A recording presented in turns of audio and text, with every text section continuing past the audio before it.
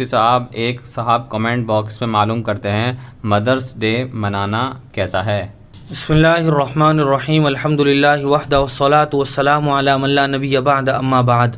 جی ہاں، اس طرح کے سال کے مختلف اوقات میں یہ دن منائے جاتے ہیں، جیسے ٹیچرس ڈے ہے، چاکلیٹ ڈے ہے، کس ڈے ہے، یا اسی طرح ویلنٹائن ڈے ہے۔ انہی میں سے ایک مدرس ڈے بھی ہے۔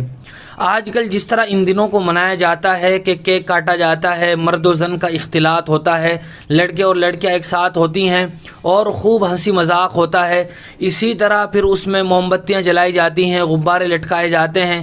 یہ تمام تر وہ چیزیں ہیں کہ جن کی وجہ سے آدمی گناہوں میں مبتلا ہو جاتا ہے۔